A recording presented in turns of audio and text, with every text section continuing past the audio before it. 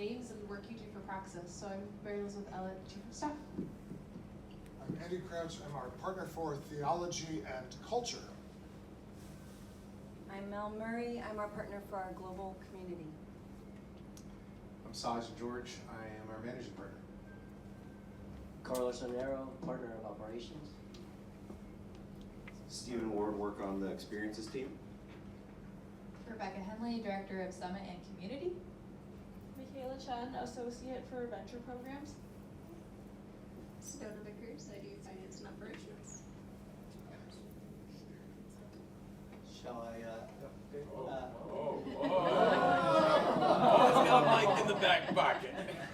I just bring this with me. Dave Blanchard. I have lots of mics for everyone. High tech. Dave Blanchard, co-founder and CEO. I'm here with my son Noah. Yeah, you too. I'm Emily Oberlin. I'm manager of HQ Events. I'm Sarah. I'm partner for the nonprofit portfolio. I'm Scott Kaufman. I'm our contributing editor. John Morehart, partner for experiences and partnerships. Dan Reed, our partner for capital. John Eshelman, senior associate, Praxis Capital. Hey, Ben Bohannon, partner for the business portfolio. Sam Miller, Community Programs Associate. Well, ask the rest. One more. Just introduce yourselves as well. Just say your name. One more Praxis. One more. Sorry, one more. Real quick. Hey everybody, Rob Albright. I'm a principal for our Praxis Capital Initiatives. Mike, Praxis Fellow of 2019. Last Resorts. Thomas, my own startup doing SaaS for sustainability. Hello, my name is Jonah. I'm also a startup operator. Our startup's name is Good Whale. Yeah, it's in the personal wealth space. I'm a volunteer with Digital Mission Ventures. Hi, I'm Jonathan. I'm from, I was working at a family office. Now I'm actually trying to help companies cross the bridge between Greater China and Southeast Asia. So kind of like a CFO as a service, BD for hire, whilst doing that family office stuff. Amazing. Great. Hey. Hey, I volunteer for DMV and as well as other entrepreneurship and investor ecosystems in Southeast Asia.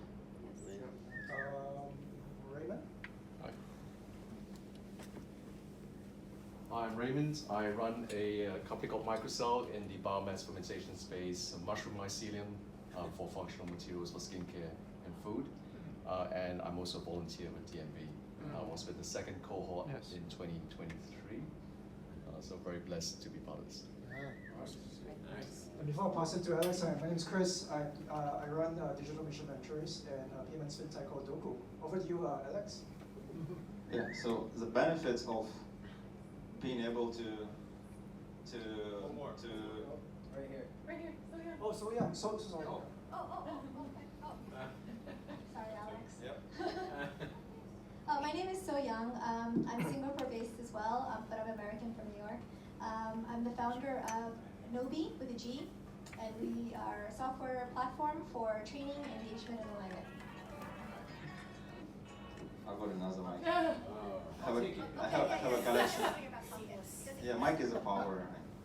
Yeah, so another superpower is being able to organize this whole because I can have a slide for myself.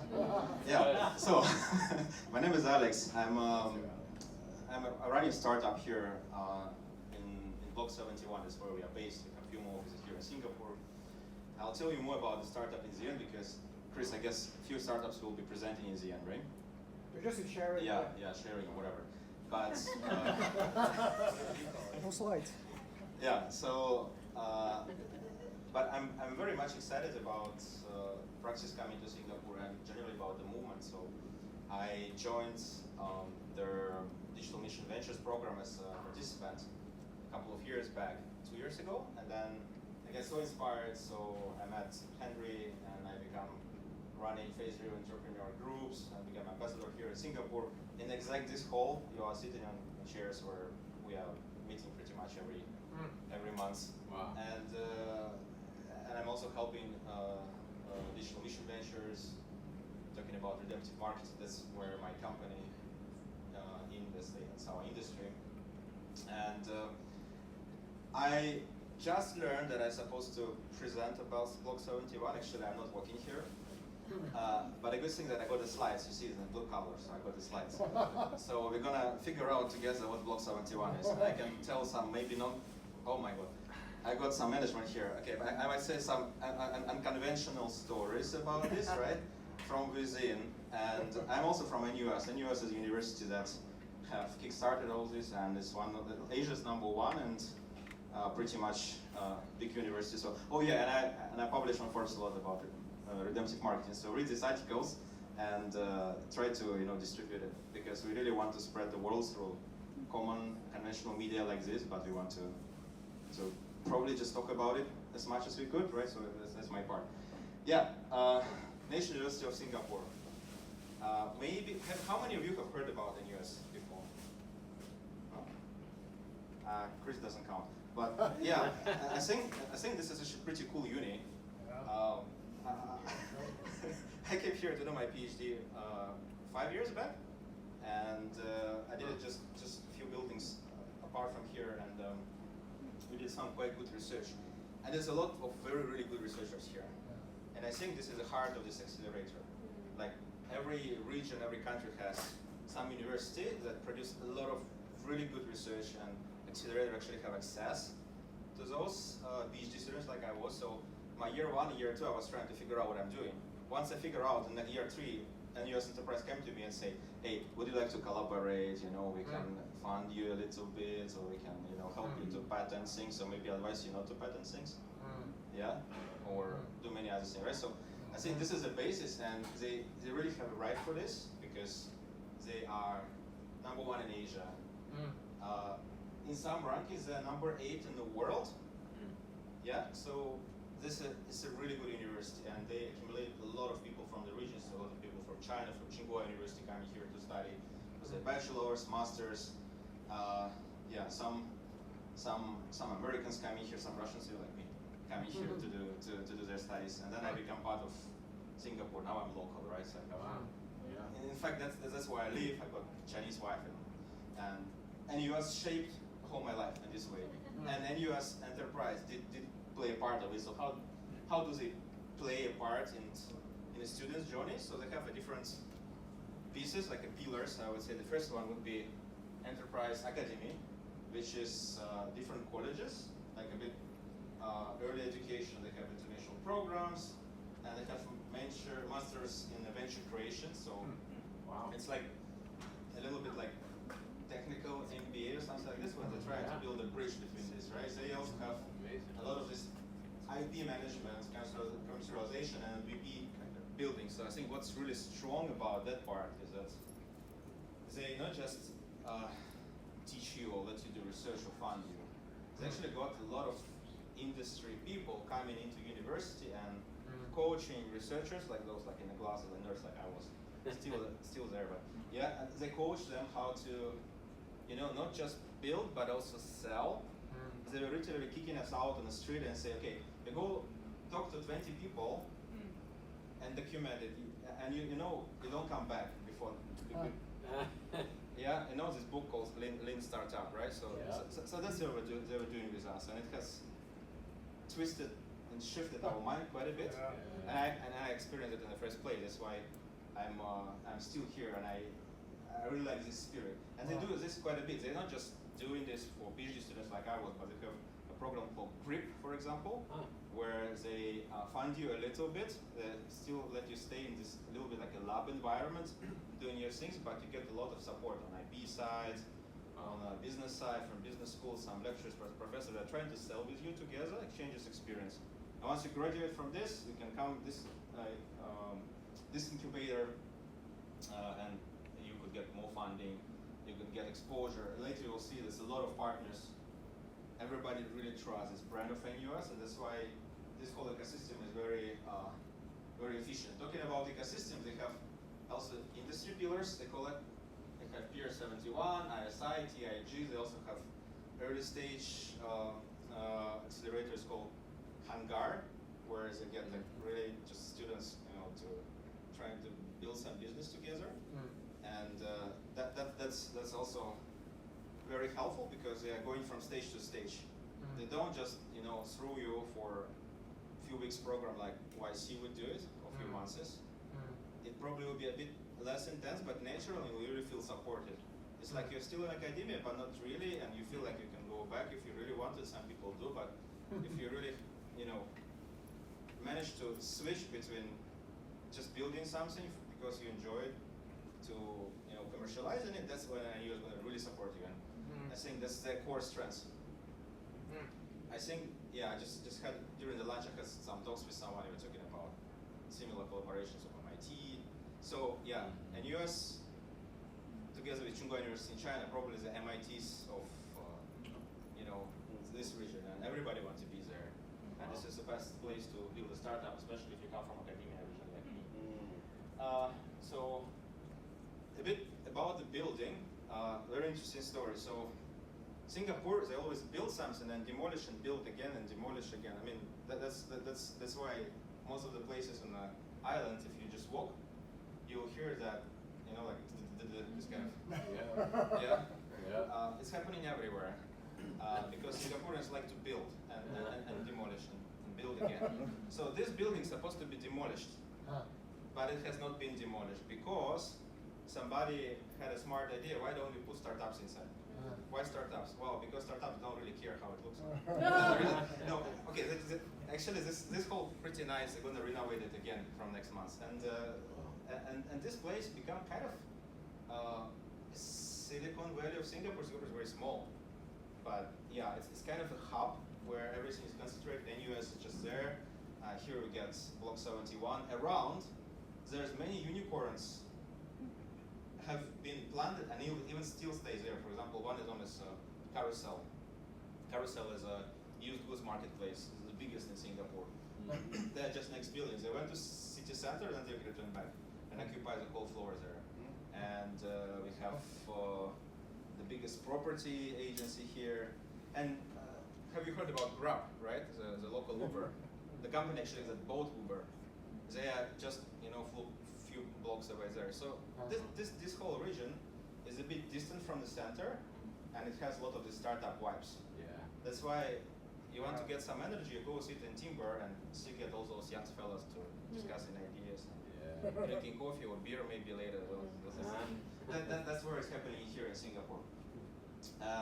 So this building survived. They renovated inside, and they built a couple of this key, value propositions that they pitch to startups and to investors as well, because there's also investor community around here. So they are not just in Singapore; they're global. For example, if you go to San Francisco, there will be Block 71 San Francisco. If you go to Jakarta, there will be Block 71 in Jakarta. Wow. And me, as a host here, I can go to have an office space in San Francisco or Jakarta and a network there as well, automatically, just because I'm here. And I think they have over 10 overall. It's pretty developed network. All of them are Singaporean, so that's one thing, right? So, of course, through the university, they have a lot of access to talents.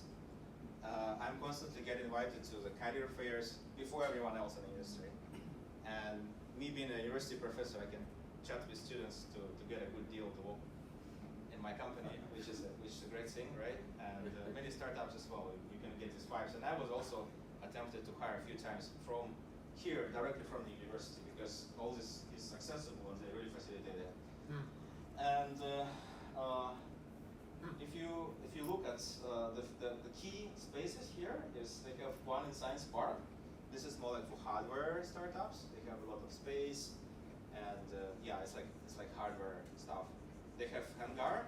It's right inside NUS, just inside NUS, and this is where researchers are trying to start something. Very campus-like atmosphere, very relaxed, beautiful, modern, and a lot of business people coming there to give their lectures. And another one is Launchpad and One North, Block 71 is where we are now. This is the main place where we have our co-working space, we have offices up in there. Just have office just here somewhere as well, right? So we kind of tend to stay around here as well because the community is what helps us to grow as well. It's very important to have a community, and this is the largest community in Singapore. So if you want to collaborate with Block 71, they didn't pay me anything for this, but I'm releasing, then this is a good place to start because they're very friendly. And you see, they only watch half of my presentation. Another half, they don't need to watch this. Go safe, it's okay. Yeah, so that's how it goes. So they have a couple of services. Actually, don't pay for this. I think I pay like $100 a month or something. Very little for just my desk there and my people there. But they do a lot of resource provision, starting from the free cloud, which many institutions provide, all the way to give a space, talents, global community. They get grants and funding. Not through Block 71 alone, but my company now close to raise $1.3 million just in grants, non-dilutive. Right? Wow. And I already raised 500, non-dilutive, just in grants. And it's really great support. So this is overall, I would say, give credit to Singapore. Singapore is extremely tax-friendly, investor-friendly, and supportive in terms of grants. And it's easy to apply. Like I don't need to use an agency to apply for it, like I would be doing in the UK or in the US. I just apply, I write down what I want, and they, give you cash. And the KPIs. And the KPIs to fulfill. Yeah, if you don't fulfill, then you probably have to pass it back. We fulfill. We're all good. Can I ask? Yes. How well this works? You're not originally from Singapore. Yeah. So for people who are not Singaporean citizens, it's still possible for them to benefit from this. And how does that work? So it's about the company. It's not necessarily about you. So have a rule here. We're talking a mic. We have too many mics, right? So. Sorry. Pretty shy about mics. I have some, little childhood problem about mics. You can notice it. Anyway, it's about the company, right? So in Singapore, if you got a company that is 30% local, local means either PR or Singaporean owned. Then you're eligible for all the grants. And this is really great because if you find local investors, which I did in the pre-seed stage, then yeah, you're a local company. And they also back it up by having local directors and local secretaries, so they obviously take care of themselves as well. Right. But in a sense, yeah, I'm a foreigner. Now I'm not, but I was a foreigner when I came. I started a company and I got all these grants. Not being local. Yeah. So this part, they are really good. And yes, that's a credit to the government overall. I think Singaporean government is this part really good, very innovative, and I think maybe the best in Asia. I don't know about the world, but in Asia, I think probably the best. So this is all the companies you can tap on when you work with Block 71. You can get, I don't know, Microsoft, L'Oreal. They have all the contracts with them, and they really know these people, and these companies really care them. So if you have good enough project proposal, probably the best thing is just to go through this list and sell to all of them. That's your stage done already, right? Then after, if you're in B2B, right? If you're B2C, then you're gonna crack your marketing, which my company is helping with. I'm gonna say about it later. And yes, particularly for this session, what I want to mention, and this place is also the host place for all the FDE. You are sitting in a place where all the people are coming. And this person is ex-head of M&A for Dentsu, very big fintech startup, a very big VC. This person is from Block 71. Chris, you will meet him tomorrow night. He told me he's not going to come for my event because he's meeting you, that's why I know. Tomorrow we're going to have an event here at the same time, right? So you are welcome. And we are running this in here as well. And I think for me personally, this is really great support because in Singapore, when you do anything related to any religion, it's a super sensitive thing. So as long as we don't put Christian, but we say face the entrepreneur community, we can run it for over a year. We do it for free. We get coffee, as you have experienced the coffee capsules, right? So I have it every month, and this is really great because we have this space. We can accommodate much more people. You can see this many people coming actually, and we praise and worship, and we eat pizza, and we have both startup, VC, and also Christian-minded here, so we just fellowship here as well in entrepreneurial community. So very happy to collaborate with that. We are growing. We got over 100 people joining us in the previous months, and it's growing. It's more and more big. Like tomorrow, I think 30 people gonna come. So it's pretty nice. Okay. So questions. And don't ask me why it's orange. they like it because it's NUS color, right? Blue and orange. So blue is the start and orange is the end. So warning. So what's your questions? Don't forget the mic. No questions. Everything is clear. Oh, okay. Yeah, I got one. So much of our context is U.S. and Silicon Valley is the pervading culture of entrepreneurship throughout the U.S. What's the culture of Singaporean entrepreneurship? Give us a sense of like. You were talking a little bit about this at lunch. Like people aren't encouraged to become engineers here in Singapore. So maybe just unpack that a little bit. They are not encouraged? Yeah, that's interesting. Huh. Okay, yeah. It's actually a very interesting and complicated question. I think if Chris also wants to add, then please do, and other entrepreneurs. But for me, as an outsider originally, what I found is that Singapore a little bit less risk-taking community when it comes to entrepreneurship, and you generally will see lesser entrepreneurs per square meter, how we would call it, right? Because we are in Asia, people tend to plan. Entrepreneurship is a little bit, not really easy to plan. But what I found for those who go for this path, they're really excellent, and they are definitely Silicon Valley grade. If you would compare like YC grade, actually quite a number of people coming from Singapore into YC, and many of them are building in great companies, and they are extremely humble. Why I'm saying so? Because I have one humble man behind who built, I think, Series D and then Series B and then whatever, Series C, all the way to Z kind of letters companies, and he never tell about it. So maybe you can tell first about your company and also answer your questions.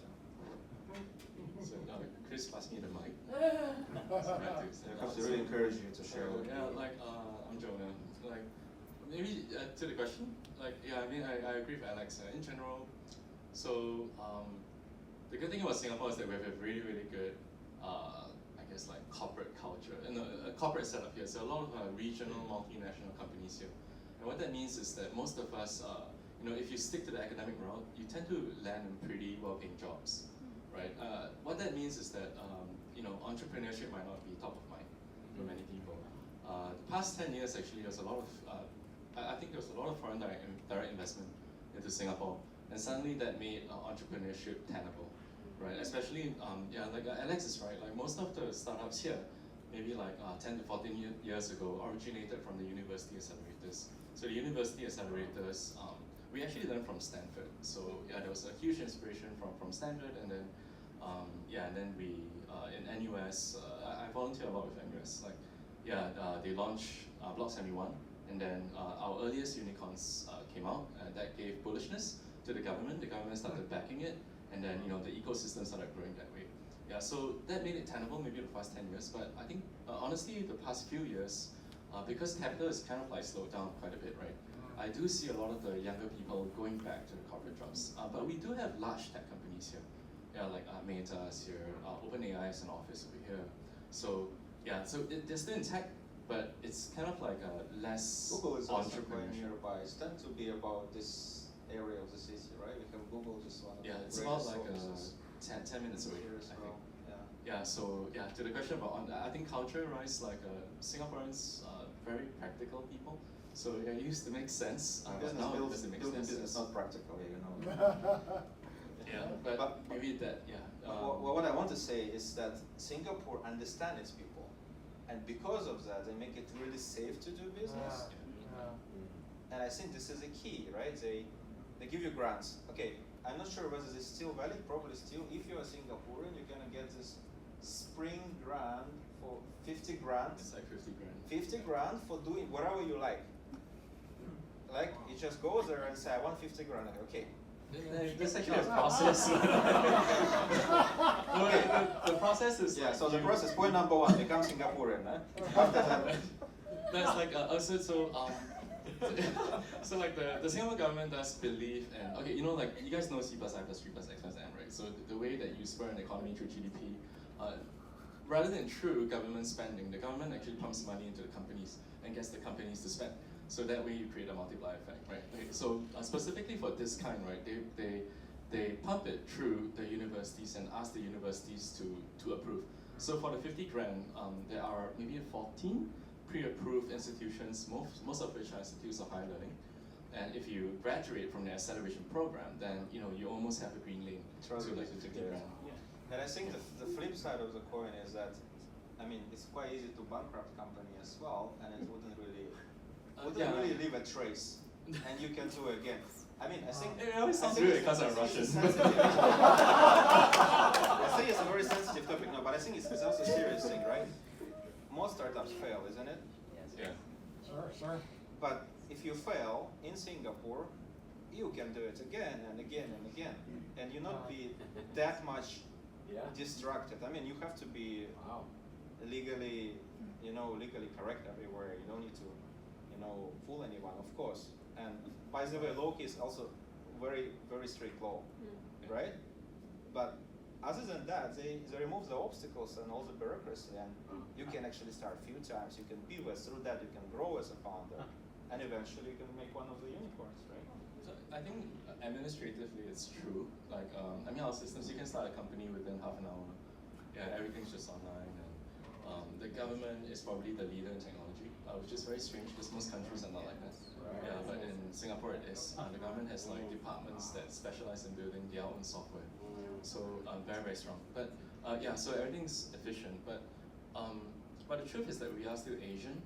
So yeah, there is a fear of dishonoring your family if you fail. So what we don't have that Silicon Valley has is like X PayPal, X whatever. Because while some people might wear it as a badge of honor, it's shame for us. So a lot of the entrepreneurs don't get recycled. Yeah, we go back to the corporate world. It's a very interesting point. Yeah. So one thing they don't teach in Block 71 is speaking politically correct, as you. Yeah, but maybe that's kind of just. I kind of question just now. I just had a follow up. So when you say we don't have X PayPal, things like that, you say you wouldn't. Do you mean you wouldn't speak that way because leaving a company is a bad thing? Kind of like failing in general. Like if PayPal had failed or something like that, you wouldn't say you. Yeah, because like I don't know, like I guess the definition of success or failure is iffy, right? I don't know. Some people consider WeWork a success. Some people would not consider WeWork a success. So yeah, but in general, we tend to like judge very quickly. Yeah, so like just to be safe, we wouldn't put it like publicly. Okay. Yeah. I think the Singapore's education system, particularly its government scholars, they don't fail. They have never failed along the way. That's the reason why they're government scholars. So that kind of culture is, it's pretty much what Singapore is. And so anything that resembles failure or is part of a history of failure is frowned upon. And what Singapore is trying to build now is to get their grant decision to be not just belonging to the government fellows, because if you never fail in your life, you're going to give grants in the same way to startups, which is wrong. So what they're doing recently, Enterprise Singapore particularly is the main body giving the grants. They are collaborating with Microsoft, Meta, and Google to actually co-assess the companies. And also the VCs. So for example, I'll be pitching for one of the grants in a week. I'm gonna see my commercial VCs in a panel. I'm gonna see the government people, and I'm gonna see the engineers, my ex-colleagues in the university, assessing the same solution. And then, if they all agree that it makes sense, then they might give a grant. I'll give you a lot of KPIs to fulfill every half a year, and you have to really fulfill. And then after that, you can get that cash, right? So, and this is evolving. Last time there was just purely government people to say. Now it's business and government. Google start getting involved, right? So that means what? Means Singapore is humble and learning, and this is really cool. That is what I really appreciate. Maybe that's one of the reasons why I'm staying here for so long. This is that's what I really appreciate. Yeah. Another question? Yeah. Jonah, this might be for you, Jonah, right? Yeah. Kind of going on the topic of failure and that shame, like the kind of shame that might come from that. I'm interested to know how you've experienced redemption, like, and even kind of the idea of redemptive entrepreneurship or the idea of being redeemed. How have you seen that break into entrepreneurship here, even in your small group of friends? Have you seen that idea take root at all to kind of push through the shame to try something new again? Maybe I can share first, and then so in my group of friends actually, what's been happening the past 2-3 years? If you look at this blog, right, I would say it's probably 50% as vibrant as it used to be. And in the past, because I guess there's a lot of capital, right? So every other day, Timber Plus, there'll be live bands, and one of the startups will be sponsoring beers. Now it's online now. Yeah, so it used to be extremely vibrant, but it's no longer so. Okay, so what's happening now is a lot of startups are quietly dying, right? But quietly, right? So they're different. So that's the thing that I think Alex like to share, that they don't teach. Like I think it's natural. In a capitalistic market economy, as natural as companies start, you must allow companies to close, right?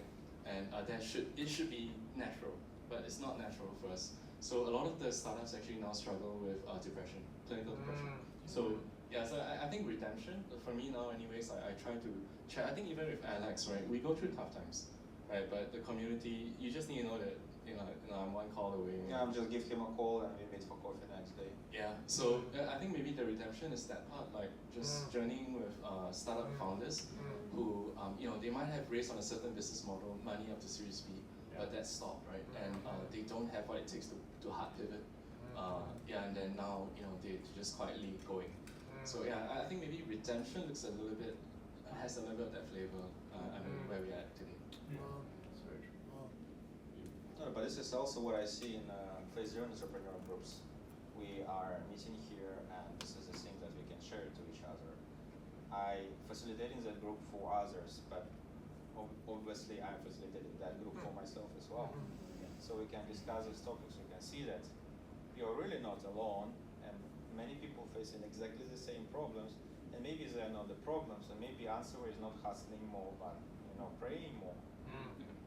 And this is what it's all about, and that's why this Christian entrepreneurial community that we built with DMB and FDE and FDI, which is Federal Investor, I think they are very important, and maybe some startups are quietly dying, but these communities are rapidly growing, and I think this is a really great sign.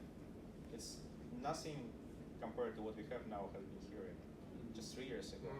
It just didn't really exist 5 years ago, and now it's growing and bigger and bigger and bigger. I mean, you guys are testimonial of this. Why are you all sitting here in Block 71 today? Isn't it a very good question to ask, right? So things are not happening just because they happen. There's definitely a plan for it. I'm very confident. That's why I'm staying in Asia. Wow. And I'm gonna stay here, right? Wow. To build businesses together with my friends. Chris, what's our plans? Get the startups to. Well, we were supposed to go for a tour around Block 71. I think it's a hard stop 245. Is that true? We can probably go to 255. Yeah. Okay. What I wanted to do is to make sure that those who are new, especially, have a chance to just share what they're doing. Right. Yeah. So maybe if you don't mind, I'll just ask Thomas to come up, just share a bit about what you're building now for just like 2 or 3 minutes, if you don't mind. Yeah. Let's hear it. I need a mic. Mics are only for Praxis. I mentioned earlier on Thomas from Casto. The name Casto comes from Guardian, because literally we are doing all about sustainability. So what do we do? the challenge out there is that all the companies, we created this software company to solve, because we see that there's a lot of companies out there who are trying to have some form of sustainability initiative ongoing for them.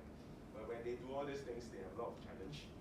Often you do something and you're being pinpointed, being greenwashed, you lack the engagement, and actually the reality is even before the start of an initiative, almost every company come to us and say that they have a challenge trying to build an ROI. What are they trying to get out of it? Sure. Yeah.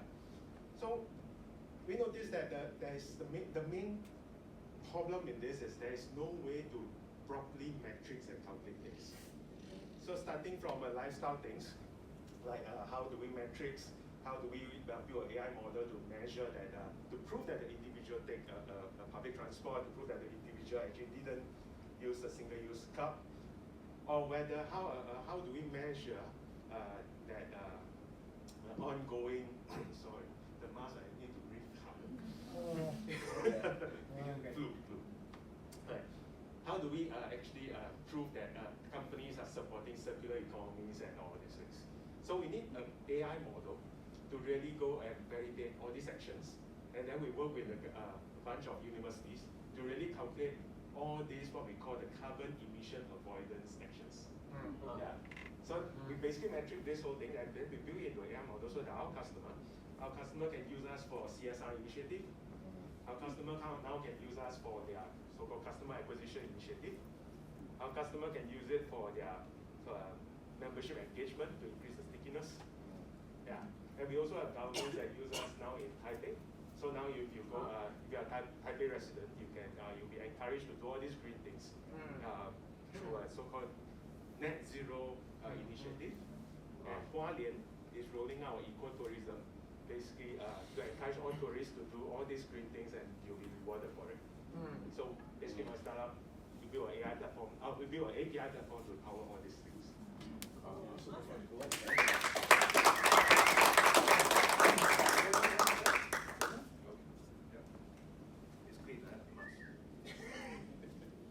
Hi, Raymond. I won't share too much about my startup, what I do, because I think I shared a lot at my table. But just on what Joanna was saying, Alex as well, I think in Asian culture, we view failure in a very bad way, right? And it's wonderful to see DMV, FD, Praxis as well, coming on board to, at least in the Christian community and those we reach out to, trying to change that culture. Right? Culture can change. It's just who leads it to be changed. Myself, I joined the second cohort. Chris was involved in that in 2023, and actually coming out of that actually was a very big failure in my previous venture. It was overseas in a country I won't name. I think the table heard it. I was a majority shareholder. I lost a few $1 million I put into the company. Share value of more than $30 million US just down the drain. And that was a really, really hard fall for me. It helped that I've spent many years in Australia, so a bit more thick-skinned in that sense. Right? But coming back to Singapore, it was hard for me to share, and it was not acceptable for people to hear me share about it. Right? It's like, how could you have failed? Right? So I think that was a great thing that I got involved with the Distribution Ventures second cohort, and it really helped me see the redemptive side of being redeemed as an entrepreneur. To try again, and here I am, 2 years later, closing pre-seed this month. A bit strange because product going out to market in June, but closing pre-seed. Bit of a backwards engineer. I would say from America, that's very normal. Yes. So American, Did you make slides? If you did, no, you're already too far away. So I want to praise God. Thank God that through something that I didn't thought I would be involved in, it's helped me take a few more steps forward. And what we do, what my company does, hopefully can seed a lot more companies because we are an upstream functional materials manufacturer, which can seed a lot of companies here in Singapore who want to say, this is a very good product that I can use for skincare. This is a very good product that I can use for medcare, medtech, or for future foods. And that's what we do.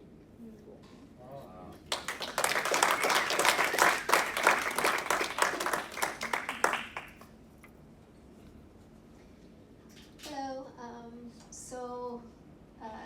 Yeah, so share about what I do. Okay. So my second company is Nobi with a G. It stands for Grow Knowledge into Being. We recently we've been in the market talking about redemption for a while. So we're not a startup. I think we were DMV's first investment. And I just have to do a shout out to Chris and the DMV team because I have a lot of VCs from US, from Silicon Valley, and also from Singapore. But I think Chris was the first one who actually prayed for me when when we were going through a lot of hard times.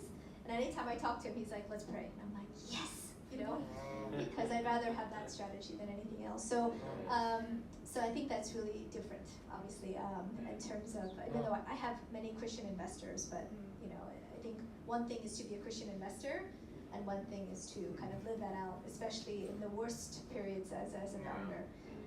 So Nobi is an app that all of you can download and create any kind of training, alignment, and engagement for your teams and organizations. It's a B2B SaaS platform.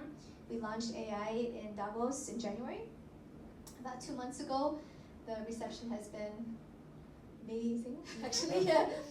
So in my 15 years as an entrepreneur, I don't think I've been this excited for what we've done.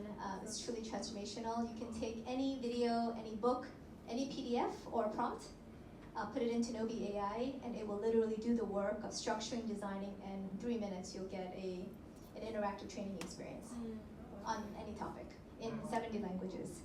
So it's being used by Christian mission organizations around the world. We have users in 201 countries now. Wow. Just closed Saudi Arabia first, our Saudi client, but I think the idea is that every organization has to communicate better, engage and align, and train better. How did you celebrate 200 companies? 200 countries? We just started Monday, Tuesday, and just kept going. I don't think we didn't even notice it actually. Yeah, we didn't notice it. We didn't notice. So I think because we're still trying to survive and all that, so we don't even think about it. But I guess it was an accomplishment. So yeah, it's but the AI thing is really really changing the game. Yeah. And we're giving away free AI credits. So if anyone wants to try, my little pitch, I have to do that as a founder. Yeah. Yeah. So if you guys want to try it, just create a free account. Try your free AI credits. So take anything you want. You can use. I did the Book of Daniel, so I'm going to do a Bible study in the Book of Daniel, and I just said, please create 1 session per chapter, targeted to business professionals to learn how to be like Daniel, living and working in the marketplace. And so it took 3 minutes for Nobi AI to do it. So So anyways, really excited to meet all of you. I'll be here tomorrow with you guys as well. So. Thank you all, and I'm from New York, so. All right.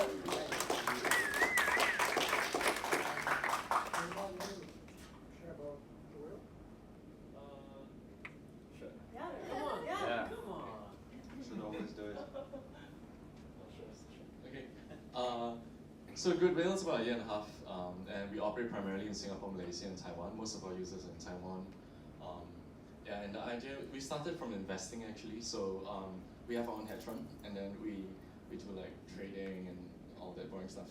Okay, and then we thought it'd be fun to create visualizations for our own signals. So we are also value investors, right? So trying to teach people how to be a little bit more, deliberate and thoughtful about their savings or growing their savings. So we started creating visualizations. We pull financial data, the usual from Morningstar, and then we run it through our algorithms and we visualize it. So we have subscribers that subscribe to the visualizations.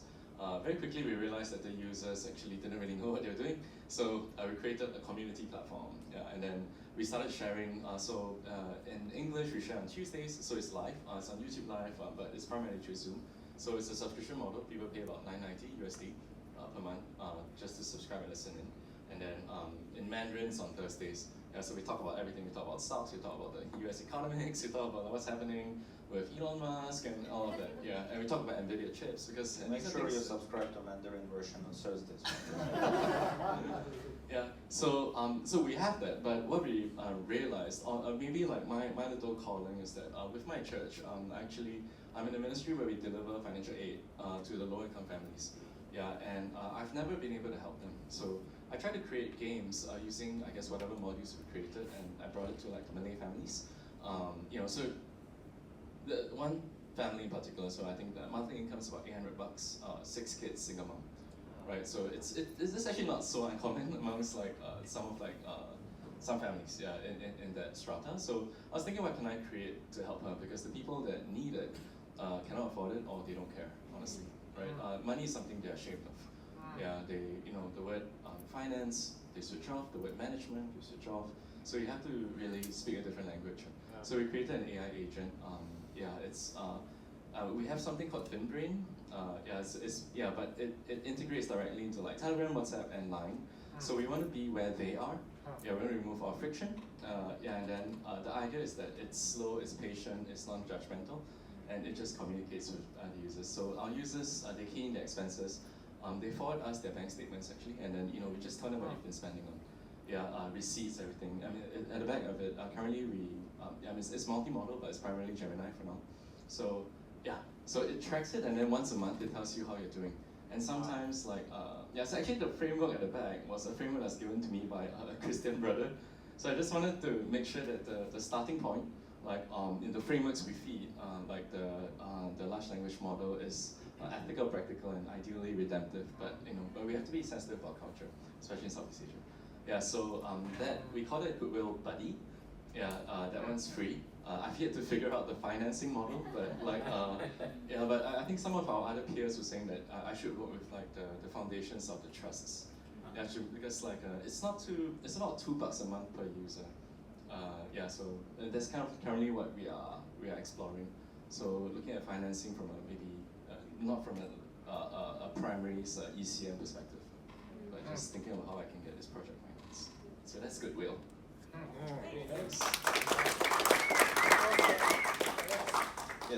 Just one word about him. He didn't mention that. So the previous company he ran was a Series B. He was a CEO. He's a very successful company called Movas.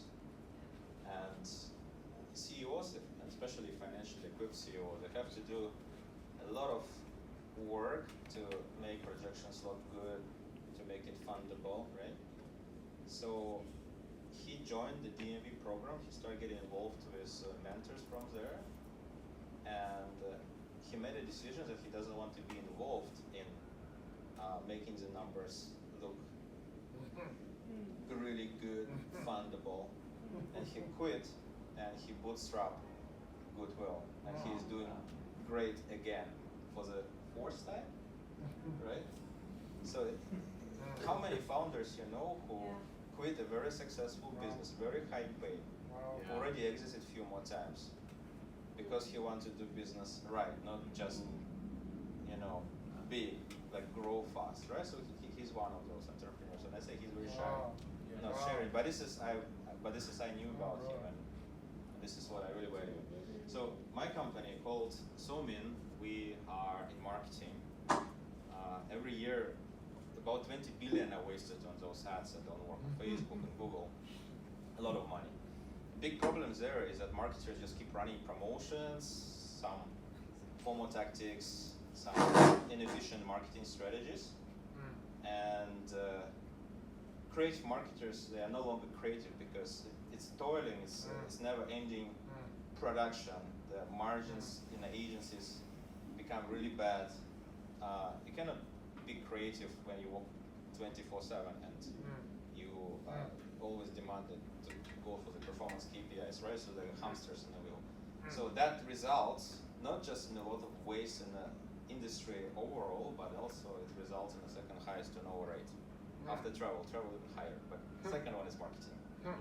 And basically marketers have to choose between being considered bad because they screw up another campaign, or lie that campaign is going well when it's not. I mean, I'm not sure how many of you have handled ever agencies, marketing agency here, right?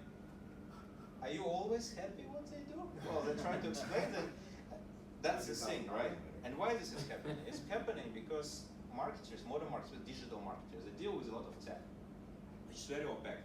Facebook, Google, they have to deal with it, and the tech obviously bigger and smarter than them.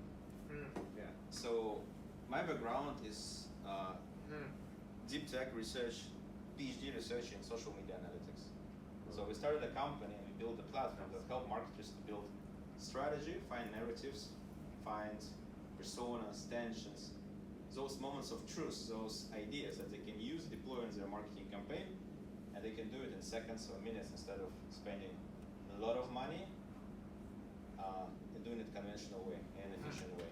So something like storyboard that was last time was costing you $15,000 in 2 months now can be done in an hour or less by junior marketers. So junior marketers now also getting equipped with a tech that automatically helps them to generate ideas like a pro, so they're growing, they're improving, and they no longer need to lie because their results are good, because they came up with good results, so they feel happy. And happiness is ultimately the best currency in the world. So this is a company we are building. It's a SaaS platform. It's adopted by many agencies in Singapore, by brands like Grab, and also across the globe, in the US, UK.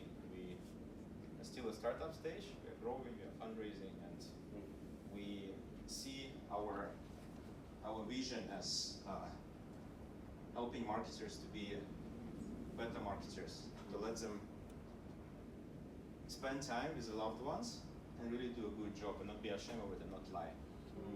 That's how we're transforming the industry, and so far we're doing pretty well. So yeah, happy to collaborate. Thank you very much for coming in here.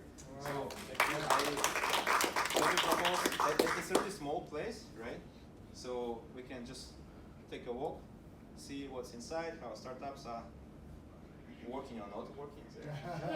Yeah, and then after Maybe you want to take a group photo somewhere? Yes. So there is a place for group photos. It's near the reception deck. There's very nice background, and all the companies that have graduated from here.